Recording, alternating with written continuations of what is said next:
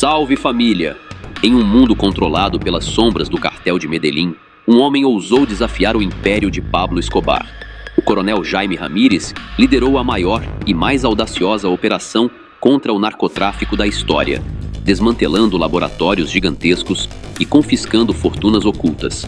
Mas desafiar os homens mais perigosos do planeta tem um preço extremamente alto. Esta é a história de um herói esquecido que sacrificou tudo pela justiça. Mas antes, deixa seu like, inscreva-se no canal e vire membro para apoiar meu trabalho e ter acesso a conteúdos exclusivos. Bora pro vídeo.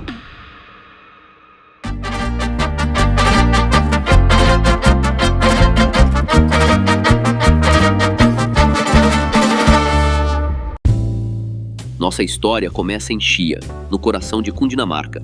Foi lá que no dia 6 de março de 1939 nasceu Jaime Ramírez. Filho de Alejandro Ramírez e Ana Rita Gomes, o jovem Jaime decidiu seguir um caminho de disciplina e serviço. Ele ingressou na prestigiada Escola de Cadetes General Santander para se tornar policial. Desde cedo, Ramírez já mostrava que não era um policial comum. Ele se destacava como um investigador brilhante.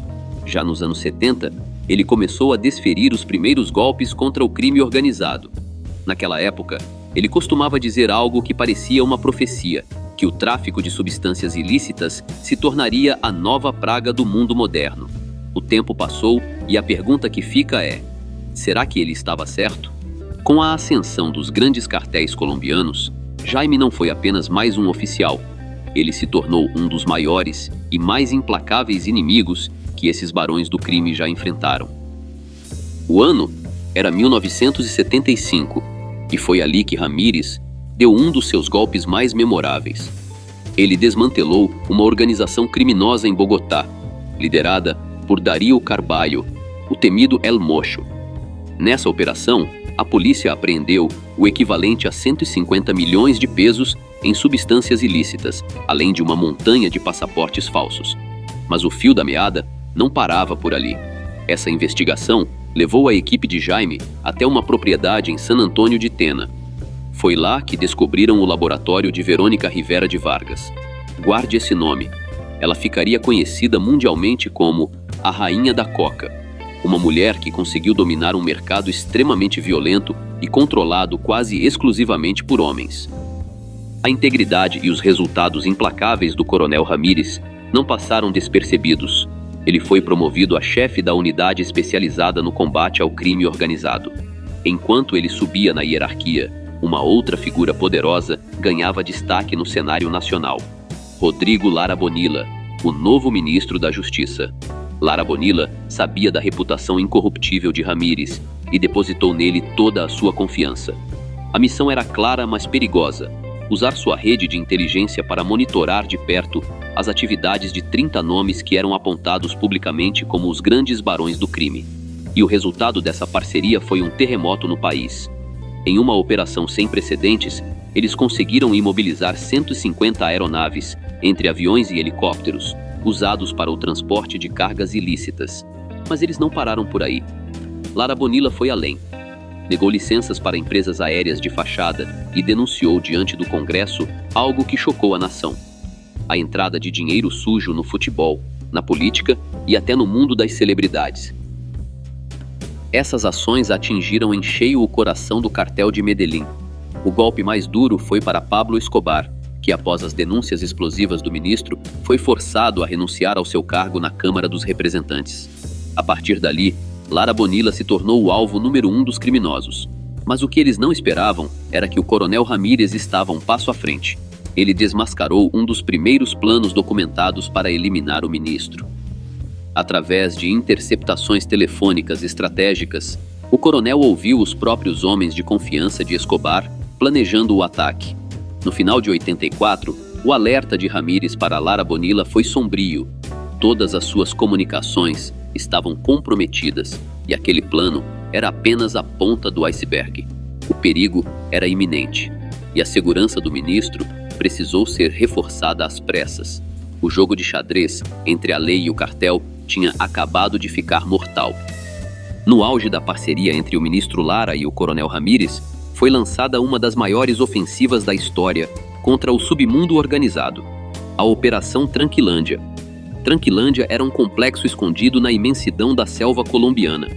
O nome não era por acaso. Os grandes capos acreditavam que ali poderiam operar com total sossego, longe dos olhos da lei. O local abrigava laboratórios colossais, capazes de produzir entre 40 e 50 toneladas de coca por mês para o cartel de Medellín. Mas a paz dos chefões acabou em março de 1984. O coronel Ramírez coordenou uma operação cinematográfica, liderou mais de 100 homens em helicópteros e tomou o complexo de assalto, apreendendo toneladas de coca prontas para exportação. Esse golpe magistral transformou o coronel num homem de total confiança do governo americano. Só que essa vitória teve um preço. Ela despertou a fúria do cartel, e eles já estavam preparando uma resposta brutal. Após o golpe devastador em Tranquilândia, o coronel Ramírez entrou em contato com o alto comando da inteligência. Ele tinha informações de que Escobar e seus sócios estavam obcecados em eliminar o ministro. O próprio Lara Bonilla já havia confessado ao coronel, em diversas ocasiões, que aquela operação na selva provavelmente selaria o seu destino. Era como se o ministro soubesse que estava trilhando um caminho sem volta, disposto a sacrificar a própria vida para que o país vencesse aquela guerra. Para realizar o serviço, Pablo Escobar tentou primeiro contratar o grupo guerrilheiro M-19, oferecendo a fortuna de 150 milhões de pesos da época. Surpreendentemente, eles recusaram e até aconselharam Escobar a não tocar no ministro, temendo a proporção que aquilo tomaria. O coronel Ramírez continuou enviando alertas desesperados sobre novos planos de atentado, mas, infelizmente, o destino já parecia traçado. No dia 30 de abril de 1984, o cartel de Medellín cumpriu sua promessa sombria. Através da gangue dos Priscos, seus sicários mais implacáveis, eles concretizaram o ataque que abalaria as estruturas da Colômbia. O ministro Lara Bonilla tinha sido silenciado. Após a perda trágica de Lara Bonilla, o coronel Ramírez não recuou. Pelo contrário, ele intensificou ainda mais a sua luta. Ele assumiu pessoalmente a missão de garantir que o crime contra o ministro não ficasse impune. Com uma investigação meticulosa, Ramírez conseguiu o que muitos temiam: vincular diretamente os homens de Escobar à eliminação de Lara. A partir daquele momento, o destino estava selado. O coronel passou a ser o próximo nome na lista negra do cartel de Medellín. Com o passar do tempo, Ramírez deixou o comando da unidade especializada para buscar o próximo passo em sua carreira, a promoção a general de brigada. Houve quem dissesse que forças ocultas tentaram travar essa ascensão, talvez por medo das represálias dos capos, mas a justiça prevaleceu e ele finalmente conquistou a nova patente. Enquanto os coronéis Ramírez e Maza Marques se preparavam para o posto de general, um alerta vermelho acendeu na inteligência. Um informante revelou que o crime organizado estava oferecendo uma fortuna pela cabeça de um oficial que estava prestes a ser promovido. Maza Marques não perdeu tempo e enviou agentes a Bogotá para investigar a fundo.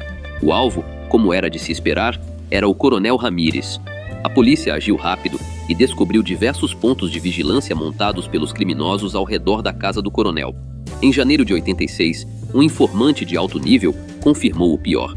Pablo Escobar havia contratado um grupo paramilitar por 25 milhões de pesos da época para eliminar o oficial. Para você ter uma ideia, corrigindo os valores para hoje, estamos falando de uma cifra que chega próximo a 2 milhões de reais. O comando da missão estava nas mãos de Carlos Espinosa, o Cuco. Eles já tinham investido pesado em armamento pesado no mercado paralelo de Medellín e passaram meses estudando cada detalhe da rotina de Ramírez, seus horários, sua família e até os veículos que utilizava. Mas Ramírez era um mestre da investigação. Ele não só descobriu o plano, como convenceu o governo colombiano a financiar uma operação de inteligência para pagar um infiltrado dentro do cartel de Medellín. Meses depois, aconteceu algo bizarro. Ramírez recebeu uma carta do próprio Pablo Escobar. No texto, o líder do cartel dizia: "Fique tranquilo, o que aconteceu é passado. Se um dia pensei em vingança, essa ideia já desapareceu."